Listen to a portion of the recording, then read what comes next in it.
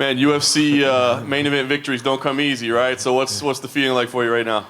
It's surreal, man. I've always been vocal since I got into the UFC that my goal is to become a world champion. And I think the key is really setting the small goals along the way. And, that 4-fight win streak in the UFC has eluded me for a while. And being able to achieve that goal tonight, getting my rematch with the main event, and getting a fair shake on the officiating standpoint. Shout out to Mark Goddard. Winning my first main event.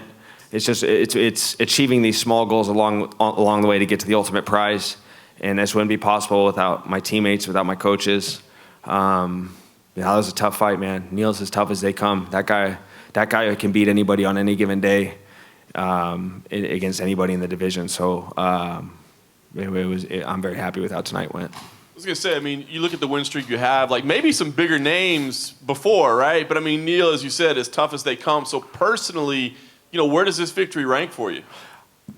This is the biggest win to me, for sure. Neil and I, we've kind of been talking about fighting each other for a while. I called him out after I fought Carlos Condit. He called me out after he fought Leach.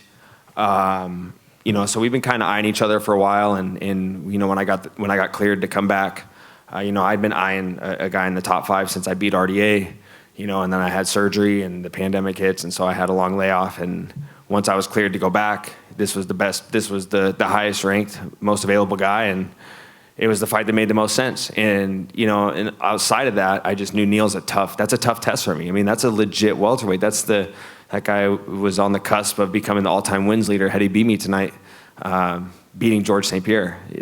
So. He's as game as they come, and I'm very happy with how things went. And the short notice main event, I didn't even really think about it. I was at the Holiday, and I forget which reporter asked me. They're like, "Are you worried about stepping into a main event after a year layoff?" I was like, "Wow, I didn't even think about that," and I'm glad I didn't. So I think that just shows that I have a lot I can build off of right now, and the key is to stay active. I'm going to get home, take a little bit of time off, get some snowboarding in, get some training in that's going to, structurally, I'm very sound. For now, I don't feel like I have anything going on. A little something in my eye, but that's about it. But the key is to stay active, and I want to get myself into some big fights this year. I know, finishes are always valued, but is there some value as well in going 25 minutes and kind of knowing what that feels like? Hey, my priority is always to finish. But how easy is it to finish Neil Magny? It's not easy at all. You saw what Hector Lombard did to him, and he came back and finished him. You know what I mean? So I always want to get finishes, but you can't expect that as you're getting closer to the top of the heap in this division, especially 170 pounds. It's stacked. But I have a lot of improvements I can make. This is my first fight in a year. I showed I can push for 5 rounds, and these guys should be worried. The next time you see me this year, I'm going to be a totally different guy. I'm going to be a totally different fighter, and I'm going to prove I can be the best. I'm going to prove that I belong to being a number 1 contender fight before the end of the year. I think tonight I showed I can. I think pushing through 5 rounds, that's a key to show. Like you can't clamor about being a champion in the UFC if you can't fight for 5 rounds.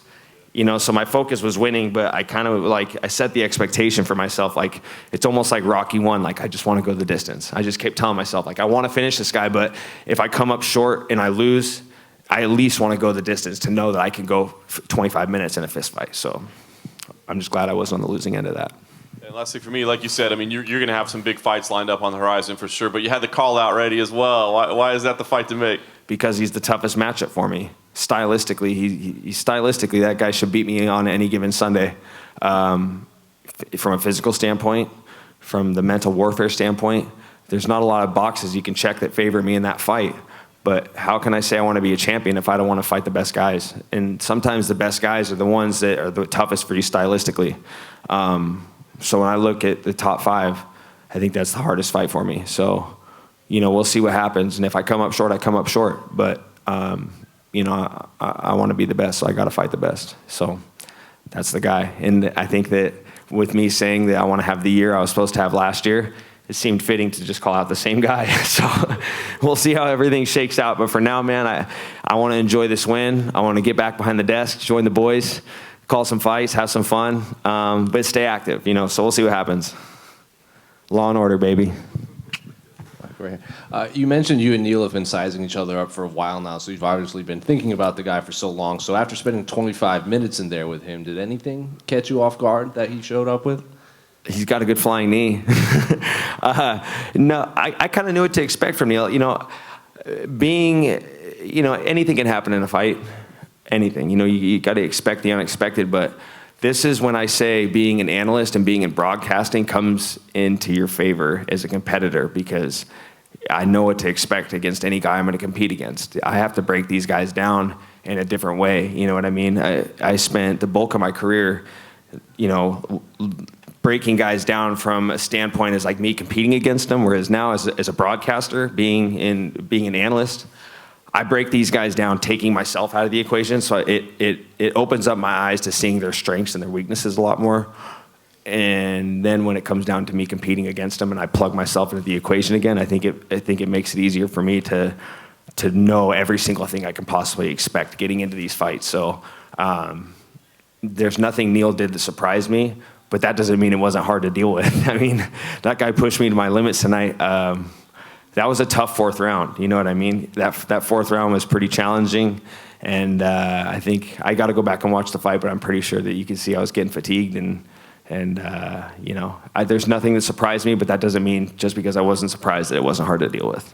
Well, that kind of goes into my next question. After you said 1 year off, main event, like injury and all that, did those last 2 rounds kind of catch up to you at one point?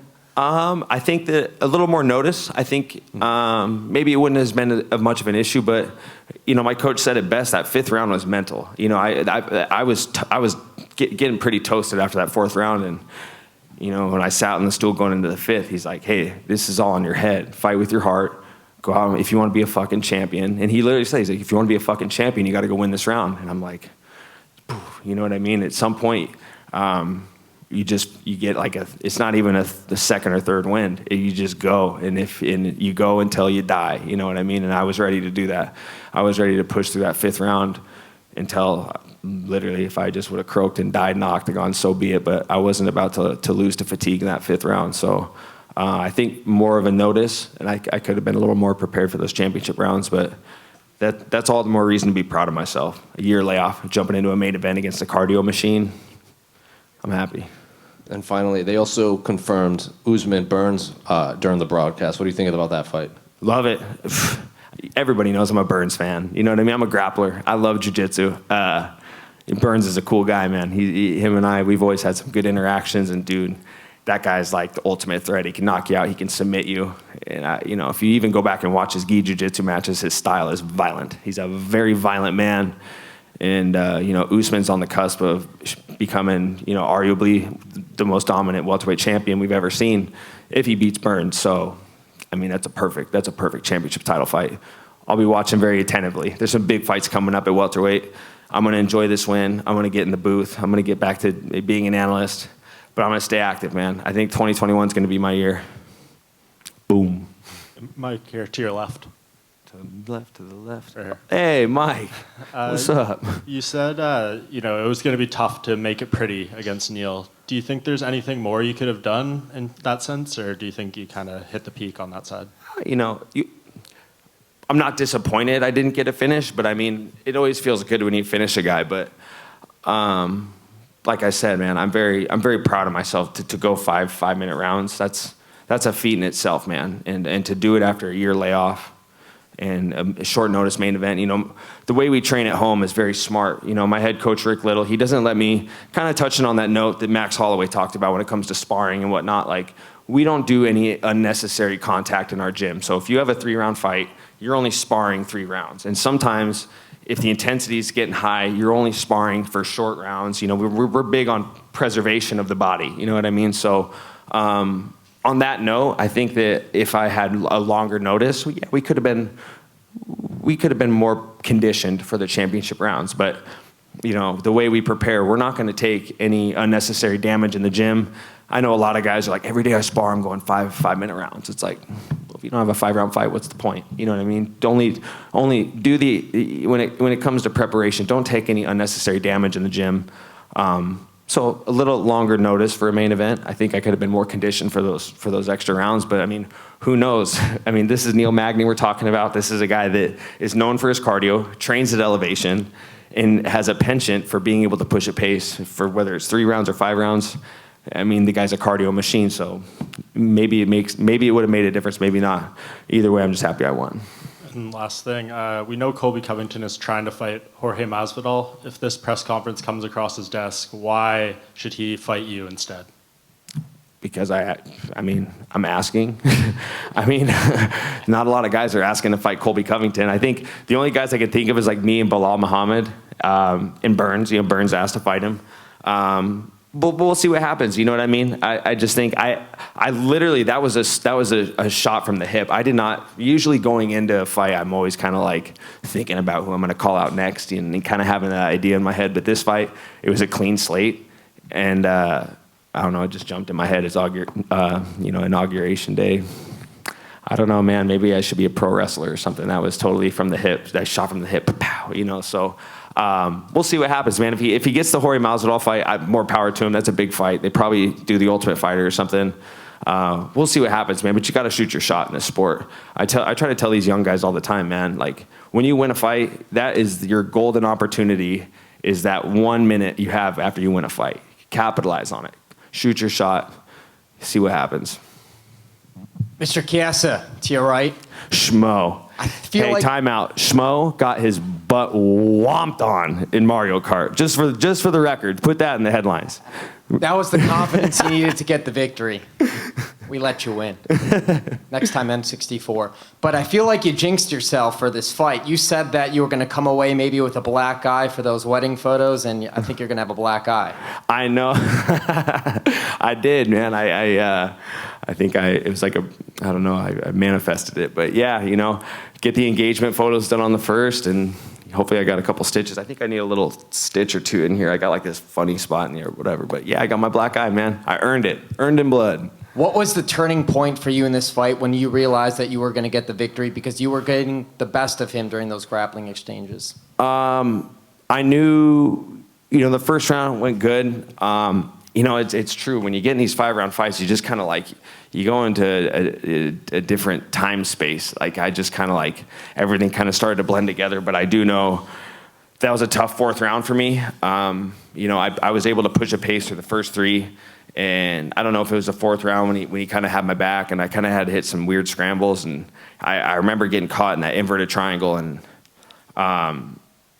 your mind plays tricks on you when you're in there. Fatigue's a hell of a demon. It can really send some messages to you and talk to you. And me and Fatigue were having a conversation, but I hit that stool in round 5, and you know, my coach Rick Little just like, dude, he spit some hot fire to get me off that stool and push through that 5th round. So I feel like there was a little bit of a momentum shift for Neil in the 4th, but I was ready to die in that 5th round. I was ready to push myself to my limits, and I did just that. And I'm very happy with how things went. And lastly, how quickly will we see you back at the analyst desk? March 13th. I'm going to call the Hamza Chimaev Leon Edwards fight. For now, you know, if something comes up sooner, I'll take it. But for now, it's March 13th. You know, and I enjoy doing that a lot. And I proved tonight.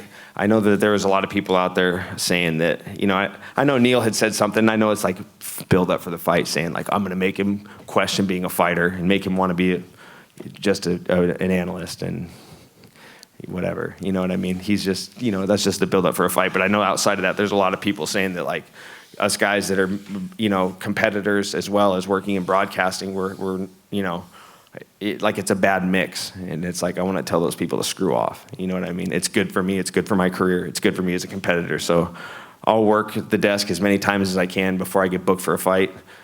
July at the earliest is when you'll see me competing again. But between now and between July, I'm going to be working behind the desk a lot. Enjoy the slopes. Thank you, Schmo. Congratulations, Mike. I was waiting for my man. What's up? What's up, man?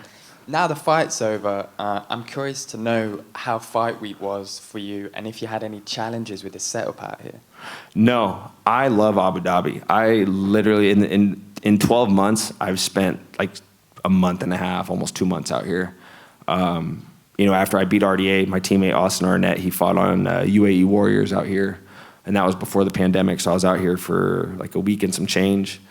And then I was out here for, 3.5 weeks for the second Fight Island stint. And then, it was that window that I was here that I was like, I want to fight out here. I love the setup. I've never fought internationally. Everybody at the W Hotel is so accommodating. Like, it's unreal. Like, whatever you need, they'll take care of you. And as well as the UFC. I mean, they made this, it didn't feel like an international fight. I think everybody felt like this is like a neutral ground, and that's always great, but no challenges. The UFC's, dude, they're the best. They're the best sports organization in the world. And I'm not just saying that being a company man. I'm just saying it because look at what they've done in the last year. They've made it possible for us all to maintain our jobs as journalists, as competitors, as the UFC staff, everybody. So it was smooth sailing all fight week, very accommodating. But as much as I love Fight Island in Abu Dhabi, I'm ready to get back to the mountains of Spokane, Washington. Nice. What are you doing tonight to celebrate? Mojitos. Mojitos, baby. If you guys were around for that second Fight Island stint, Mojito Mike is coming out tonight. So batten down the hatches, ladies and gentlemen. Let's party. Awesome. Congratulations. Thank you, bud.